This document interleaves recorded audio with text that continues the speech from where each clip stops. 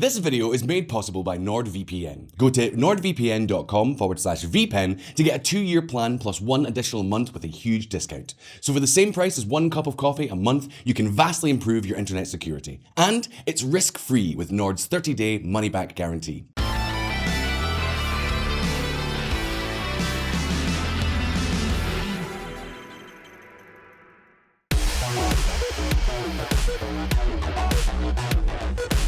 What I'm going to read to you now is the conversation between a Russian mother and her son, who is at the front moments before he died. Son, where are you? Dad wants to send you a parcel. The soldier replies, "But how can you send me a parcel? Mum, I'm in Ukraine. We're at war." That's right. At this very moment, most Russians don't even know that there's a war going on in Ukraine. To make this video, we talked to many Russians living in the European Union. Almost all of them are having totally surreal conversations with their family living in Russia. It's not just that they have a different view of the war, it's that, plain and simple, their families in Russia don't even know that there is shelling happening in Kyiv.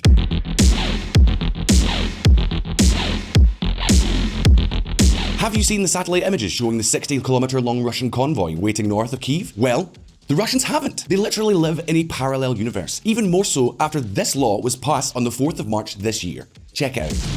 Russia's parliament approves jail for fake war reports. That's right. This is not Ukrainian propaganda. This is Russia's own law. As of the 4th of March 2022, saying that Russia is at war with Ukraine is considered fake news. And the penalties for saying there is a war can be up to 15 years in prison. Some of you will think, well, that's not exactly new, since when has there been freedom of speech in Russia? And yes, you do have a point. But the difference is that before, if a journalist said something the regime was uncomfortable with, he or she only risked paying a fine. Now, you can end up in jail for 15 years. And they can't talk about the war, so what are they talking about? Well, pay attention, because this is what Russians are watching these days on TV. Специальная военная операция проводится вооруженными силами Российской Федерации на территории Украины. It's exactly as you hear it. According to the Kremlin narrative, Russia is not at war with anyone. They are simply sending a special operation to fight neo-Nazi terrorists in a neighboring country. But what about the 200,000 Russian troops? What about the tanks? What about the planes? By any definition, that's open warfare. However, Putin wants his citizens to think that this is something much lighter. And the question is, why?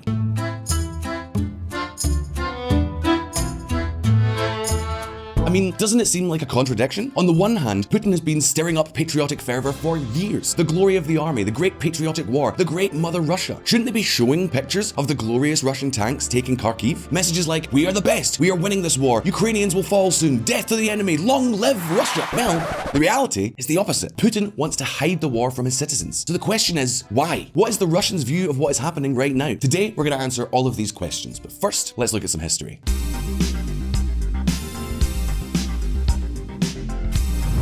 The story told by and for the Russians. I know what many of you are thinking. At VisualPolitik, you are totally biased. This video is just Ukrainian propaganda. Well, nothing could be further from the truth. In fact, to make sure this video is solid, we've not used any Western sources. What you're going to see now is literally what ordinary Russians are watching on TV. What's more, so that no one can accuse us of making biased translations, we're going to show the clips in their original subtitled versions. For example, what you're going to see right now is what they are showing to children in Russian schools to explain what's going on. Жили-были два друга, Ваня и Коля. Крепко дружили. Ваня защищал Колю, если его кто-то обижал, так как был посильнее. Появились у Миколы новые знакомые. Стал Микола обижать прежних одноклассников, бить палкой. Ваня не раз говорил Миколе, что драться плохо, но тот не слушался.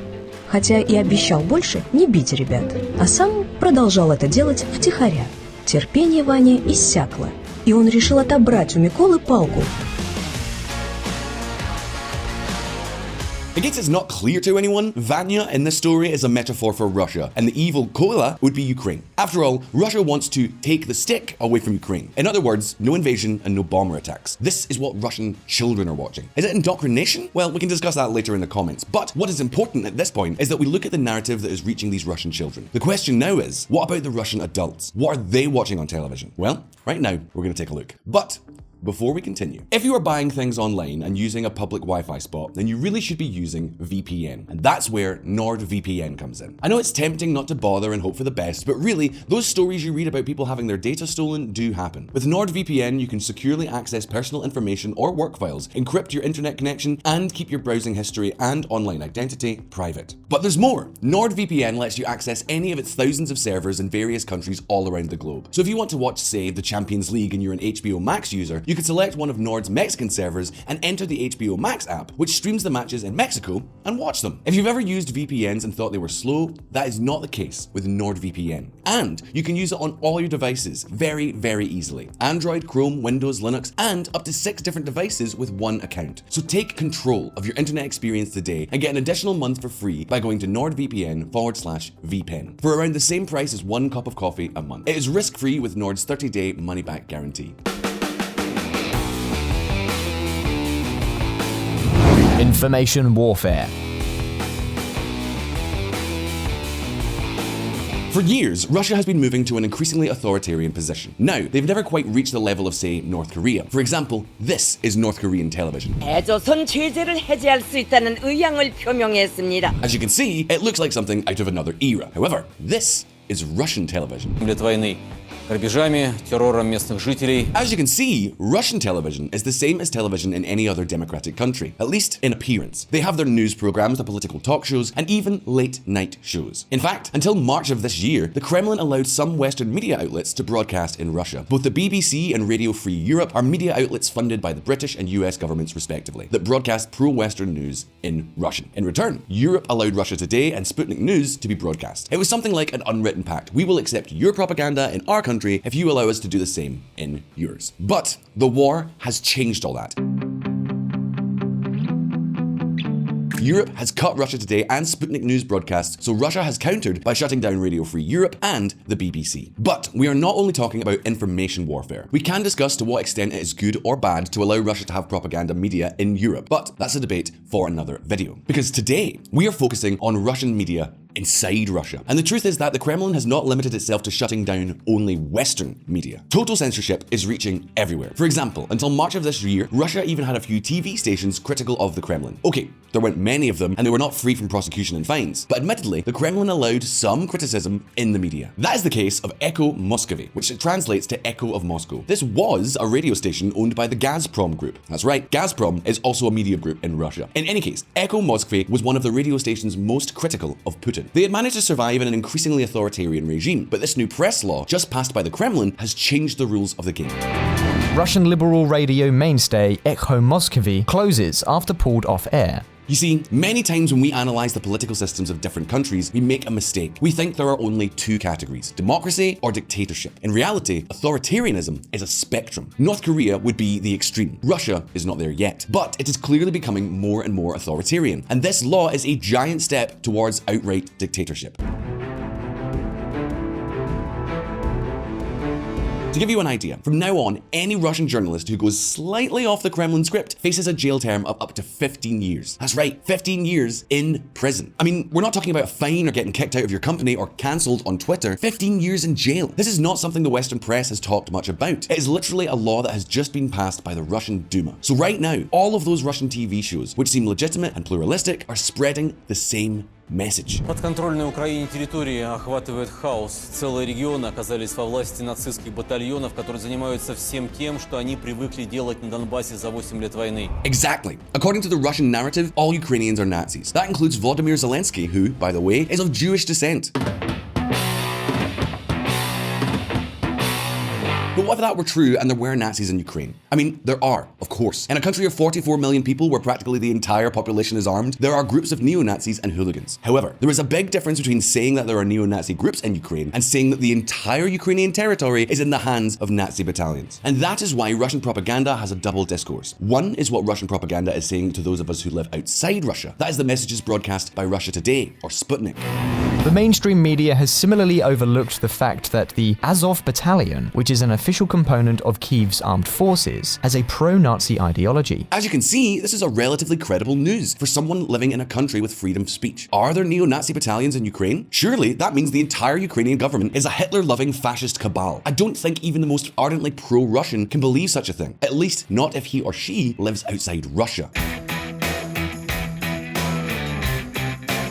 Now, Russians can no longer see anything that is not controlled by the Kremlin. They can't see Zelensky's interventions or satellite images or a row of tanks north of Kyiv. So, this is the rhetoric they are using right now in all of the political talk shows. Именно с фашистской Украиной. Целью нашей операции не уничтожение и не захват Украины, а именно уничтожения фашистов. Of course, you will not see the images of any destroyed Ukrainian cities on any Russian television. What's more, the Russian media states this is simply a special operation in the new republics of Donetsk and Luhansk. Hardly anything is said about the shelling of cities that we have all seen footage of in the West. And I know what many of you are wondering. Why does Putin want to hide the war from the Russians? I mean, isn't this supposed to be a crusade against literal Nazis? Wouldn't it make more sense if he wanted to show the glorious Russian army showing those Ukrainians who's in charge? Well, it certainly wouldn't. And we're going to see why now.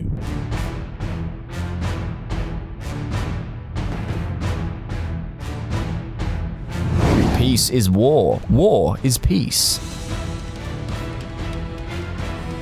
It may surprise you, but this is not the first time the Kremlin has covered up a war. During the invasion of Afghanistan, that's the one in the 1980s, not the last one, the Soviet Union went out of its way to avoid using the word war in the media. In this case, it was called international aid. Think about it. Wars are won and lost. However, special operations or international interventions are much vaguer concepts. Put it another way, unlike the Americans, the Soviets have never seen their army leave Afghanistan in humiliation, because you can't lose a war if you never declared war.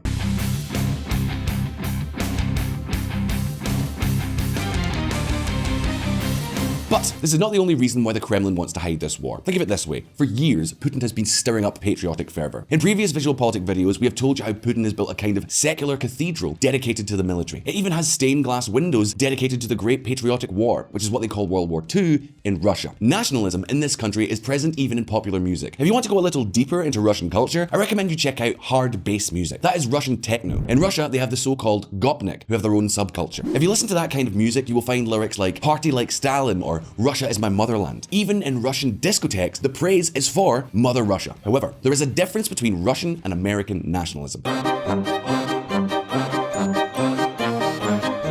You see, scholars of nationalism classify it into two types, civic and ethnic. Civic nationalism is based on a shared ideology, value, and lifestyle. The United States or the former Soviet Union would be examples of civic nationalism. The Soviets were not fighting for the glory of Russia, but for the proletarian revolution. However, what is Russia's ideology today? What does Putin stand for? Is it a particular political system? Of course, no, it's not. Russian nationalism is currently based on an ethnic concept, the Great Slavic Nation. Under this narrative, Ukrainians and Russians are the same people. This is how Putin himself explained it in a letter he wrote earlier this year, and it makes a lot of sense that they think so. After all, Russians and Ukrainians have lived together for centuries. There are millions of Ukrainians living in Russia and thousands of mixed marriages. The average Russian has vacationed in Crimea, has friends in Kyiv, and even speaks a few words of Ukrainian. And that explains news headlines like this one.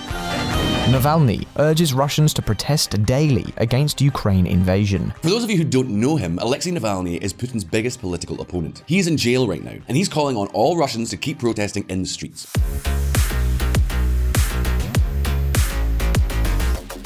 Right now, there are thousands of Russians in jail for participating in anti-war demonstrations. But make no mistake, these protests are not pro-Western. Navalny is the first who has always supported the Russian invasion of Crimea. Think about it. Russian nationalism is based on the idea that Ukrainians are brothers of Russians. However, the Russian army is killing Ukrainians. This is a totally different situation from the occupation of Crimea. I mean, in 2014, when Russia invaded the Crimean Peninsula, there were hardly any casualties. Putin took a territory where he was more than welcome. The situation now, though, is completely different. And what many Russians, nationalists to the core, are now asking themselves is, why are we slaughtering our own brothers?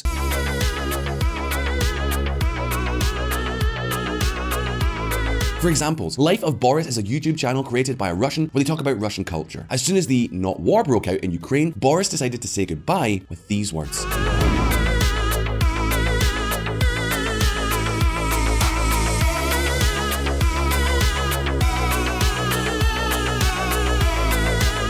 As you can see, Putin is interested in hiding that there is a war at all costs. Russian propaganda is trying to avoid showing any pictures of Kyiv. And at the time, there was talk of special operations or even an anti-terrorist operation. And so, the Kremlin needs to control the message more than ever. That explains the new press law that has put an end to what little pluralism was left in Russia. The question is, how long can this masquerade last? I mean, no matter how much Putin controls the media, it is almost impossible to hide the war from Russians who have friends in Ukraine. Is it really possible to hide an entire war with a neighboring country from public opinion? Do you think this new censorship strategy is going to work for Putin? You can leave me your answers in the comments below. As always, don't forget that here on VisualPolitik, we release new videos every week. So subscribe to our channel and hit the little bell button down there so you don't miss any of our updates. If you like this video, like it, so we know. And I'll see you next time.